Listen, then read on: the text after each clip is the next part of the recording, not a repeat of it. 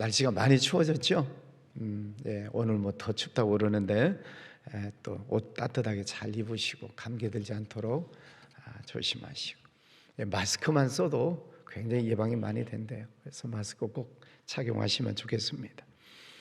또 가정에서도 또 참여하신 분들 감사합니다. 가끔 만나면 새벽마다 집에서 늘 새벽 예배 드리고 있습니다 그러신 분들이 계시는데, 제가 한 번도 이름을 본 적이 없는데요 그랬더니 그냥 아멘을 안 하고 있어요 그래요. 그러면 귀신도 몰라요. 그러니까 아멘을 이렇게 써주시면 우리 권사님 또 새벽에 일어나셨구나, 집사님 들어오셨구나 이렇게 보게 됩니다. 그러니까 집에서 들으시는 분 이렇게 아멘 이렇게 써주시면 제가 눈으로 보고 또 교감을 하겠습니다. 어제 본 말씀에는 우리는 다 그리스도의 향기다 그랬죠. 그래서 우리는 예수 그리스도의 향기를 뿜어내는 그런 사람이 되어야 된다. 성경에 보면 그런데 어떤 사람에게는 사망에 이르는 냄새로 풍겨지고 어떤 사람에게는 생명에 이르는 냄새로 풍겨지게 된다고 했습니다. 그래서 전쟁에서 이긴 사람에게는 그 좋은 향기로운 냄새로, 전쟁에서 패배해가지고 포로로 끌려간 사람에게는 악취가 나는 것으로 맡게 된다 그랬습니다. 그래서 우리는 언제나 예수 그리스도의 향기를 드러내는 사람이 되어야 된다고 했습니다. 근데 오늘 말씀에는 또 우리는 편지다, 예수 그리스도의 편지다 이렇게 되어 있습니다. 여러분도 다 편지 써 보신 적이 있으시죠? 옛날에는 다 손글씨를 썼지만은 요즘 이제 뭐 이메일을 보내거나 또 아니면은 뭐 간단하게 또 카톡 문자를 보내거나 어쨌든 문자를 통해서 상대방과 통하는 일들이 많이 있습니다. 그 문자든지 글이든지 그것은 상대방의 마음을 전하는 것이고 또 그 글을 읽는 것은 상대방의 마음을 읽는 것이죠. 여러분도 뭐 문자 많이 주고받고 그러시죠? 저도 언젠가 우리 집사님들에게 집사님 건강하게 보내세요 이렇게 문자를 보냈더니 답이 즉시 왔어요. 목사 니도 건강하세요 이렇게 왔어요. 얼마나 빨리 치다가 미음자를 빼버려가지고 그게 진심인지 잘못 실수한 건지 모르겠는데 목사 니도 건강하세요 문자를 치다 보면 가끔 이렇게 받침이 빠지는 경우들이 종종 있습니다. 자, 편지라고 하는 것은 우리가 마음을 다해서 상대방에게 보내는 것이죠. 그 편지 속에 우리의 마음도 있고 꼭 전하고 싶은 내용도 있고 그렇습니다. 그럼 또 편지를 받아본 사람으로부터 또 답장을 받기를 원하는 것도 있죠. 가는 글이 좋으면 오는 글도 좋을 것입니다. 자, 우리는 편지다. 세상 사람들 우리가 전도를 합니다. 전도를 하면 그분들이 예수님을 알아서 교회에 오는 게 아니에요. 세상 사람들은 예수가 누군지 몰라요. 그러면 어떻게 교회에 옵니까? 전도하는 사람을 따라서 오는 것이죠. 그러니까 전도하는 그분이 예수님의 편지다 이 말입니다. 그래서 편지의 역할을 잘 전하면 믿지 않는 사람이 그 전도하는 사람을 보고 교회에 와서 예배드리고 그리고 예수님을 만나는 것이죠. 그러니까 편지를 어떻게 전달하느냐가 굉장히 중요합니다. 자, 편지를 우리가 볼 때 겉 봉투도 있습니다. 봉투도 있고 속에 내용물도 있고, 자, 그 편지를 받아봤더니 그 편지 속에 기쁨도 있고 뭐 즐거움도 있고 감사도 있고 행복함도 느껴지고, 그리고 그 편지를 읽는 사람도 똑같은 감정을 느끼는 거죠. 그 편지를 읽으면서. 그러나 편지 내용 속에 막 불평하고 비판하고 뭐 짜증내고 뭐 부정적이고 그런 내용만 있다면 읽는 사람도 아니 뭐 이런 글이 다 있어, 왜 이런 걸 나한테 보냈어, 읽으면서도 속에 화가 날 수 있습니다. 우리는 예수님의 편지래요. 그러면 우리 속에 예수님의 은혜가 있고 성령이 충만하고 감사가 있고 기쁨이 있고 평안이 있고 그럴 때 그 모든 예수님의 은혜가 내 속에 있으면 어디로 나타나요? 얼굴로 나타나요. 마음속의 상태가 얼굴로 나타나. 그래서 상대방이 내 얼굴을 보고 판단을 하는 것입니다.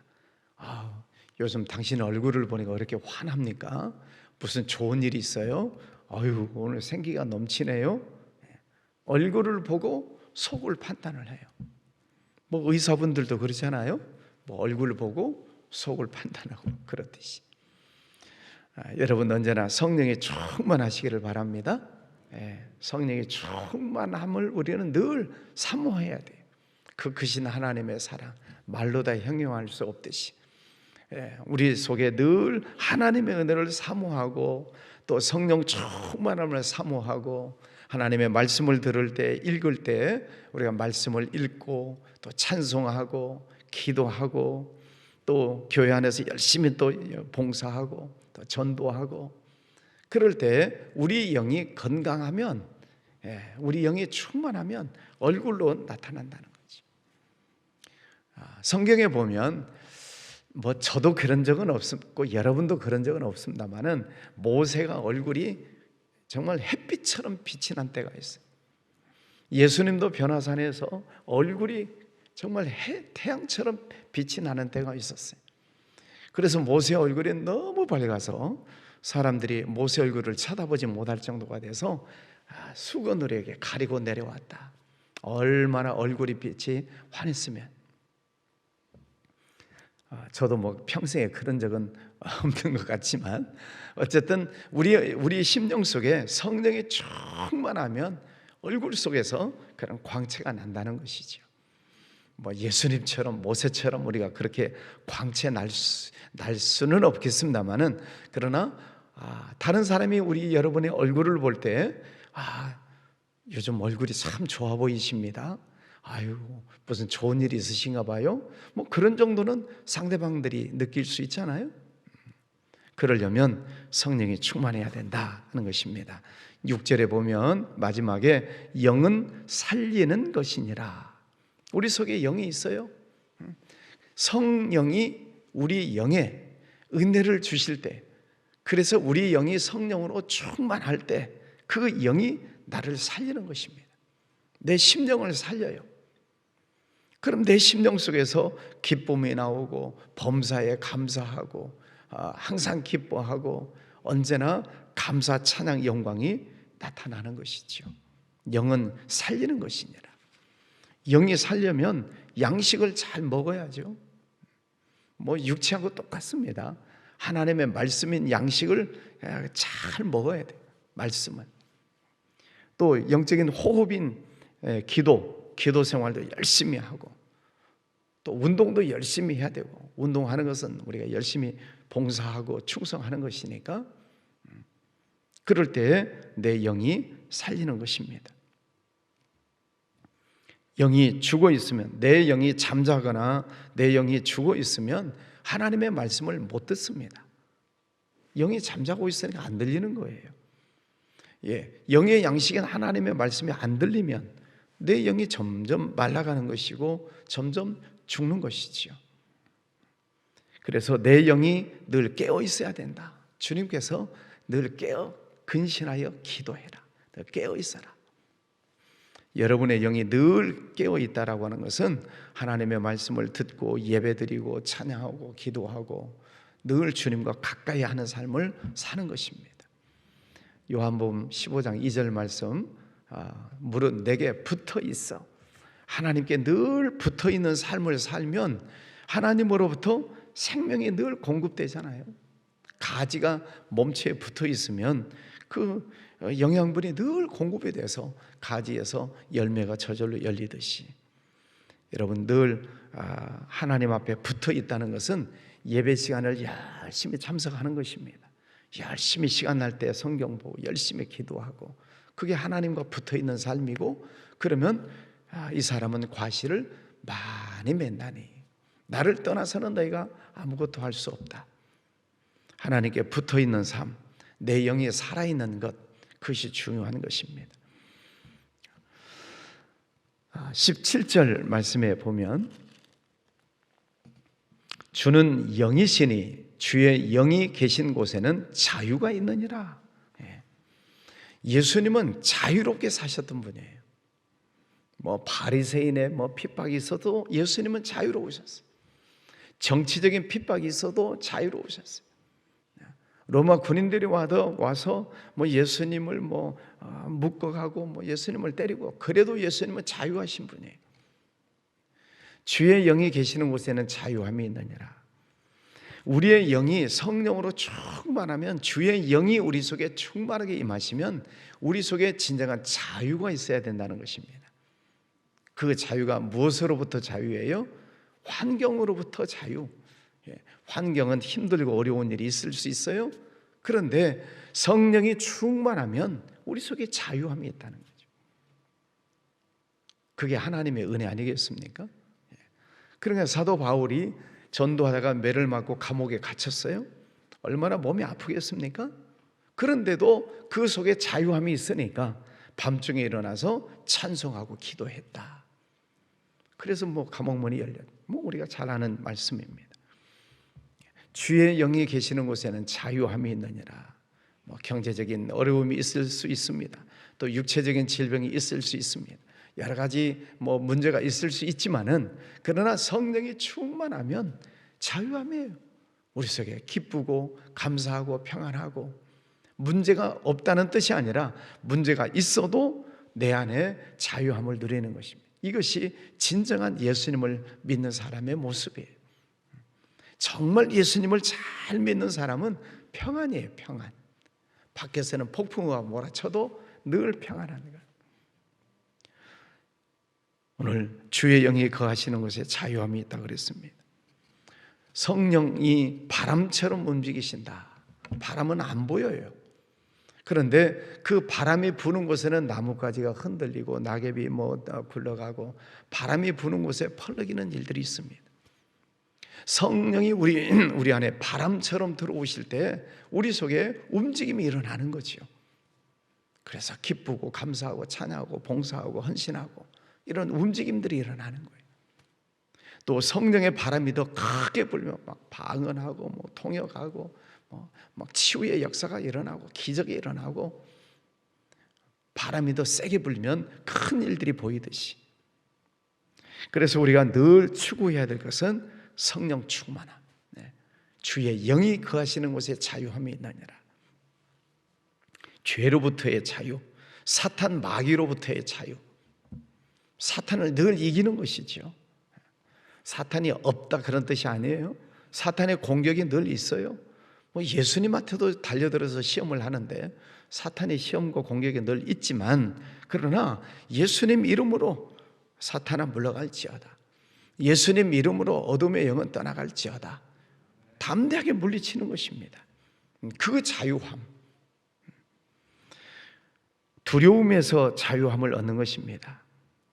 사람들이 마음속에, 심령 속에 성령의 충만함이 없으면 어떤 문제가 생기면 불안하고 두렵고 무섭고, 아이고 어떻게 해야 되나 걱정이 되고, 그런 것들이 우리를 이렇게 짓눌러요. 여러분 생활 속에 그런 감정들이 많이 있잖아요. 어떤 문제가 생기면 걱정이 덜컥, 어떤 뜻하지 않은 어떤 사고가 나면 또 그냥 걱정, 두려움, 그런 것이 찾아옵니다. 우리 감정적인 동물 존재니까 그런 것들이 찾아와요. 그런데 성령이 충만하면 그것들을 물리치는 자유함이 있다는 거예요. 두려우면 형벌이 따름이라. 두려워하다 보면 그것 때문에 그 두려움이 나를 짓눌러요. 사탄 마귀가 우리를 짓누르고 왔지만은, 그러나 예수님이 우리를 자유케 하시기 위해서 오셨다라고 말씀하듯이, 우리의 삶 속에 늘 주의 영, 성령이 우리 안에 충만하게 임하시는 것, 이것이 우리의 삶 속에 매우 중요한 일이지요. 그래서 성령은 우리에게 참된 자유를 주시고 우리 속에 큰 은혜를 주셔서 겉으로 드러나는 얼굴 표정을 통해서 나타나는 이 편지와 같은 것, 얼굴 표정 속에 생기가 있냐 없냐, 사람들이 그렇게 판단하잖아요. 오늘 아이고 왜 이렇게 생기가 넘쳐요? 어떤 경우는 아이 사람아 왜 이렇게 생기가 없어? 예, 생기, 그는 사람이 내 얼굴을 보고 판단하는 것입니다. 예, 우리 속에 성령이 충만하면 생명의 기운이 넘치는 것이고, 성령이 충만하지 못하면 얼굴이 어두우니까 생기가 없는 것이고, 여러분 얼굴이 예수님의 편지입니다. 이해하셨습니까? 네. 그런 편지. 믿지 않는 사람이 오늘 또 여러분 또 누군가를 만날 텐데 여러분의 얼굴 표정을 먼저 볼 거 아니겠습니까? 네. 사람들 만나는 사람마다 여러분을 얼굴 표정을 봐요. 아유 오늘 표정이 좋으시네요. 아유 오늘 얼굴이 환하시네요. 무슨 화장품 써요? 네, 좋은 일이 있으신가 봐요. 네. 마음이 충만하고 은혜가 넘치면 얼굴로 나타나는 것입니다. 오늘 어저께는 그리스도의 향기다 그랬고, 오늘은 그리스도의 편지다. 뭐가 편지라고요? 얼굴. 여러분의 얼굴이 예수님의 편지입니다. 오늘 마음속에 기쁨과 감사, 성령 충만함을 아침에 기도하시면서 기도하시고 여러분 얼굴로 아름다운 편지를 나타내는 그런 하루가 되시기를 바랍니다. 기도하겠습니다. 거룩하신 아버지 하나님 감사합니다. 오늘도 귀한 아침을 허락하여 주셔서 하나님의 성전에 나오고 또 가정에서도 함께 참여하고 하나님의 말씀을 대합니다. 우리 얼굴은 예수 그리스도의 편지다고 그랬습니다. 우리 속에 있는 영이 충만한 은혜를 받고 또 하나님의 은혜 중에 거할 때에 우리의 얼굴을 통해서 예수님의 편지가 나타난다고 했습니다. 아버지 하나님, 오늘 아침에도 찬양하고 또 말씀을 붙들고 기도합니다. 성령 충만하게 하여 주시옵소서. 은혜가 충만하게 하여 주시옵소서. 늘 하나님의 은혜로 채워 주시옵소서. 그래서 우리 얼굴 속에 늘 빛이 나고 생기가 나고 얼굴 속에 예수님의 편지가 아름답게 드러날 수 있도록 은혜 베풀어 주시기를 원합니다. 아버지, 오늘도 주와 동행하는 승리의 날 되게 하여 주시옵소서. 또 여러 가지 기도 제목 하나님께 올려드립니다. 그 기도 제목들이 때로는 우리를 힘들게 하고 또 우리의 삶 속에 문제로 다가오는 경우도 있지만, 그러나 주님께 다 맡기고 주님께서 가장 복된 길로 인도해 주시고 응답해 주실 것을 믿고 하나님 앞에 기도합니다. 우리의 기도를 들어주시고 응답하여 주시옵소서. 가장 복된 길로 인도해 주실 줄 믿습니다. 아버지 하나님, 또 육체적인 질병 때문에 싸우고 있는 이들이 있습니다. 병상에 있는 이들, 또 질병과 싸우는 모든 성도들 하나님 이 시간도 붙잡아 주셔서 많은 병들 고쳐주셨던 그 예수님의 이름으로 늘 선포하고 질병과 싸워 이기게 하여 주시옵소서. 또 병원에 계시는 분들도 있습니다.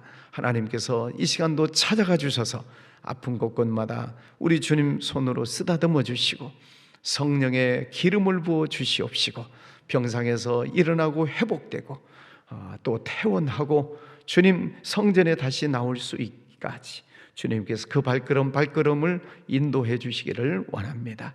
아버지 하나님, 우리의 육신 속에 늘 성령이 가시는 성전이라 하셨으니 우리 몸이 튼튼하고 건강해서 주님께 충성하기를 원합니다. 직장, 사업장, 모든 경제적인 곳곳마다 축복해 주셔서 은혜의 문이 열리게 하여 주시옵소서.